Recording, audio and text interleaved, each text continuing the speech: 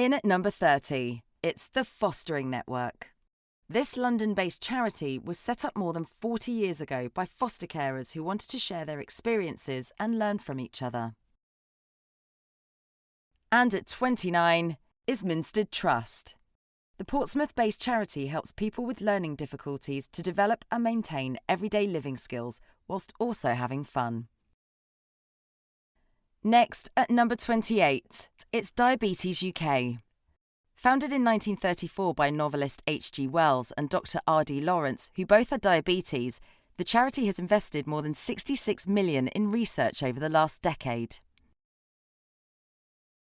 At 27, it's Oasis Community Housing, supporting homeless people in the North East and trying to tackle the root of their problems. A buddy system stops staff feeling isolated. And at number 26, it's Kaleidoscope Plus Group, the West Bromwich-based mental health charity that practices what it preaches by giving staff work time to invest in their well-being. In at number 25, we have St Michael's Hospice, whose medical director Tony Blower did an incredible impersonation of the Prime Minister on video saying why it was so important to have a flu jab. And at 24, it's Devon Air Ambulance in Exeter, who've opened a virtual pub called The Dog and DAA with beer garden and karaoke channels for staff. In the number 23 position is the Youth Sport Trust. The charity based in Leicestershire changes young people's lives for the better. Next at 22, it's the charity Contact, which helps families with disabled children to campaign, volunteer, fundraise and shape local services to improve their lives. At number 21, it's Active Prospects. Colleagues get top-class training at this Surrey charity, which helps people with learning disabilities. In at 20 is Open Doors, the Oxfordshire charity that provides vital support, training and resources to those facing persecution or discrimination in over 70 countries. At number 19, it's Surrey-based Rainbow Trust Children's Charity. They support workers in 9 UK locations, providing emotional support and practical backup for families who have a child with a life-threatening or terminal illness.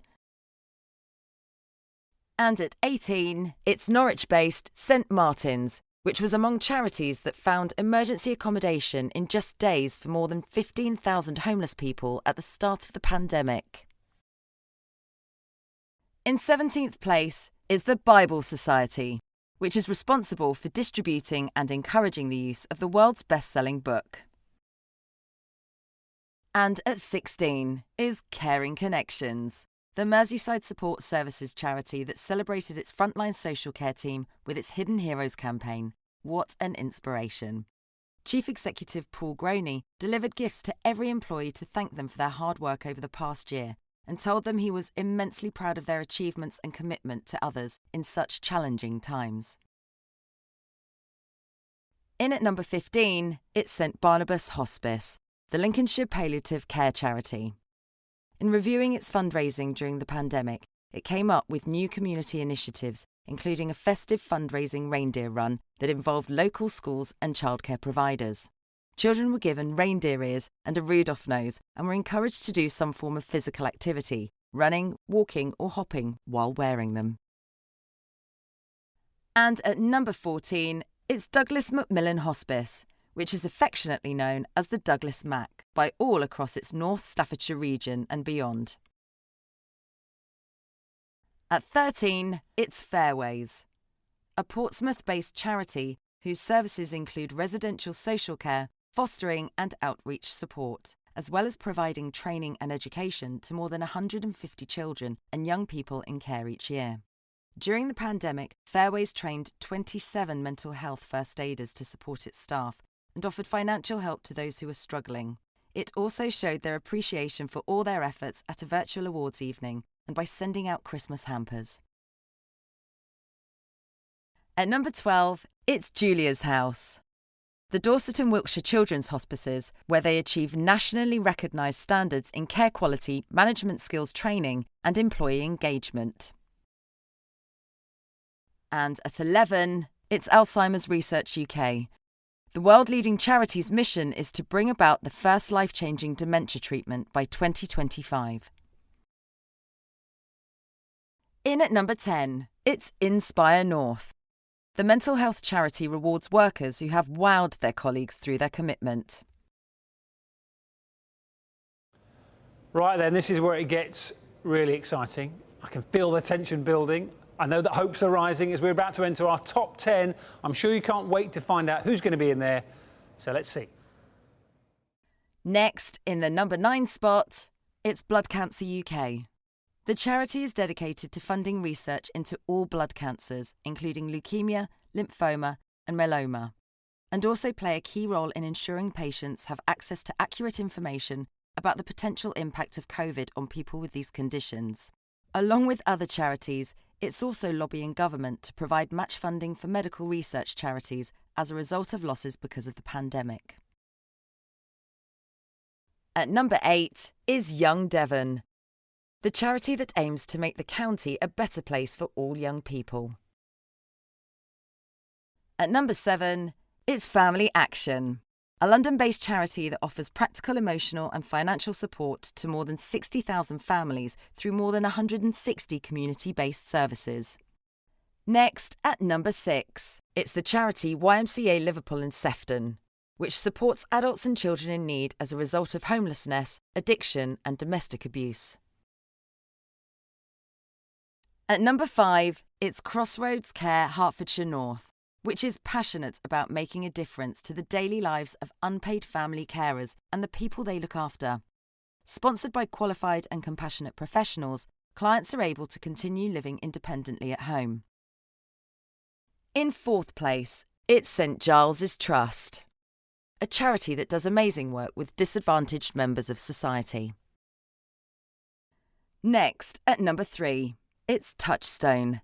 The Leeds mental health charity used its influence to boost uptake of the COVID vaccine with ethnic minority colleagues by sending a video message to those in the organisation and their wider community who were not taking up the offer of a jab, saying that it was safe to do so.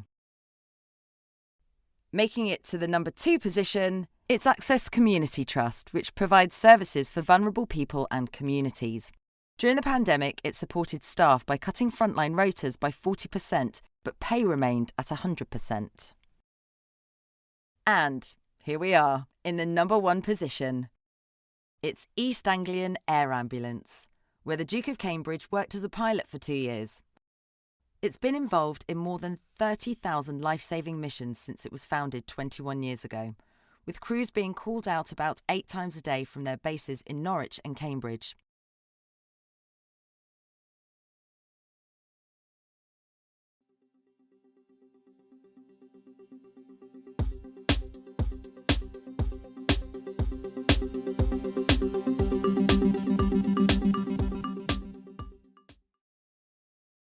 In at number 10, it's the Chartered Society of Physiotherapy, the membership organisation that sees staff encouragement as fundamental to a happy and healthy workforce. Next, in the number 9 spot, is the Society for Endocrinology.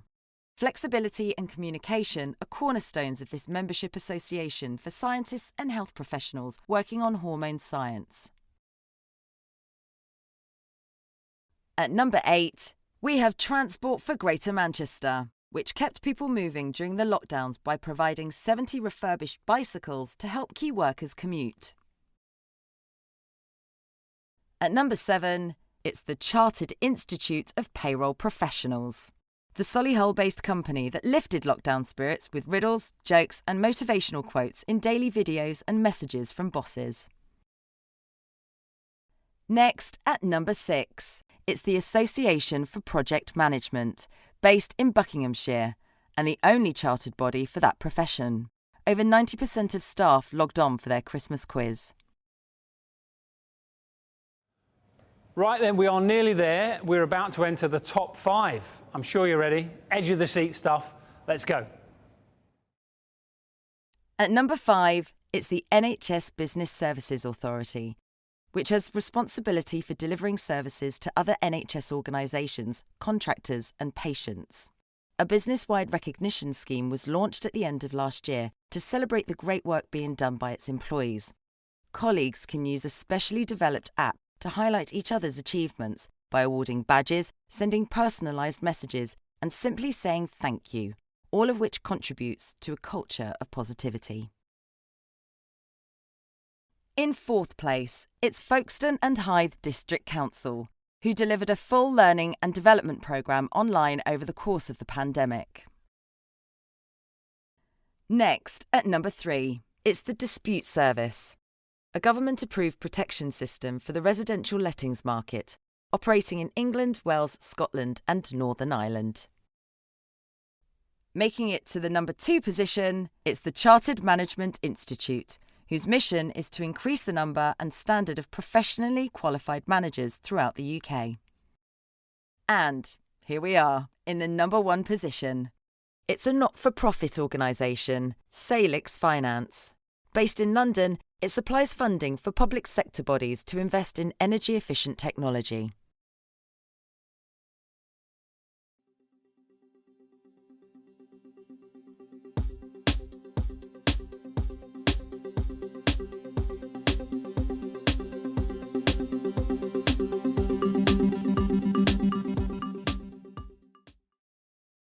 In at number 25 is Tai Kalon Community Housing, where staff helped to run food banks during the pandemic, serving 450 families in Blanw Gwent. And at 24, it's Cheltenham Borough Homes, which manages and maintains the council's housing stock. Their new agile working procedures prioritise outcomes over hours worked. In the number 23 position, we have Saffron Housing Trust, that manages nearly 6,500 affordable homes for those in need, spread across Norfolk and Suffolk. Next, at 22, it's Christian Action Housing. The London-based Housing Association's senior managers regularly roll up their sleeves to help their teams deliver a great service. At number 21, it's Watford Community Housing. It showed its dedication to its customers by making hundreds of welfare calls during the pandemic. In at 20, it's Black Country Housing Group, a social housing provider that created COVID-safe rooms in its care homes so relatives could visit.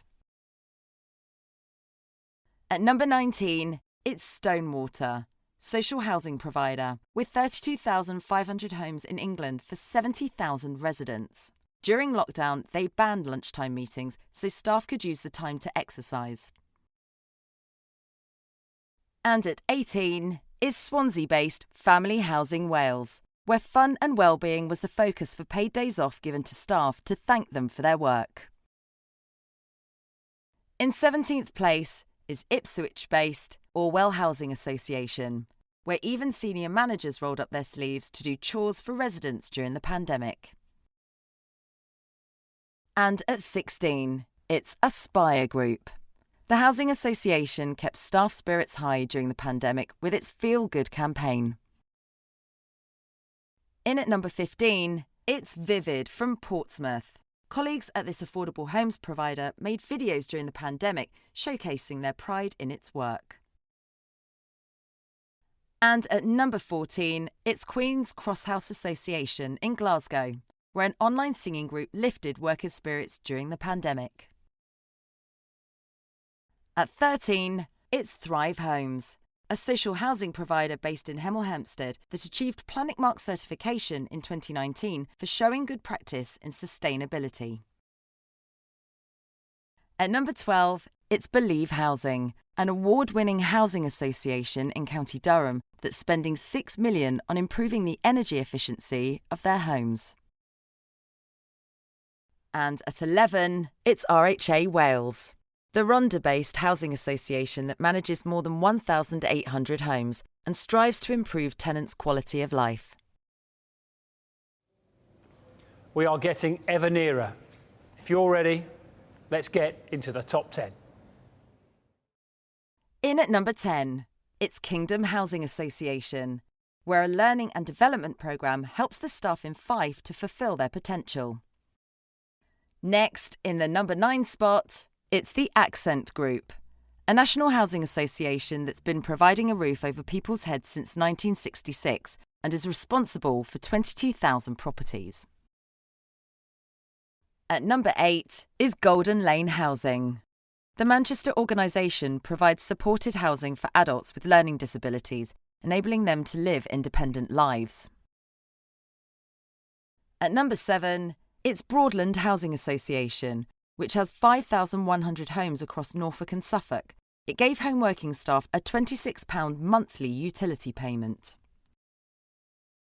Next, at number 6, it's Melin Homes, a not-for-profit social enterprise that manages over 4,000 homes across South East Wales. The team put a roof over people's heads and much more besides during the pandemic. They went the extra mile to support communities through volunteering and fundraising events. At number 5, it's Curo. The housing association and house builder based in Bath certainly knows how to build a happy workforce. Last year, the not-for-profit organisation's virtual annual awards ceremony was hosted by comedian Tom Allen, known for his elegant clothes, though staff had the option of dressing up or down for the occasion. In addition to the usual nominations, Chief Executive Victor Cunha was presented with an award for his care, support and leadership throughout the pandemic. In 4th place, it's Housing Association Abri, which looks after 80,000 residents and is passionate about tackling the housing crisis and building sustainable communities. Next, at number 3, it's Regenda Homes, the Liverpool-based housing association that has a history of regenerating buildings and neighbourhoods in the northwest. Making it to the number 2 position, it's Weaver Vale Housing Trust, a Cheshire housing association that owns 6,200 homes, plus garages, shops and community play areas. And here we are, in the number 1 position. It's Stockport Homes Group, which provides more than 30,000 customers and about 100,000 bees with somewhere to live.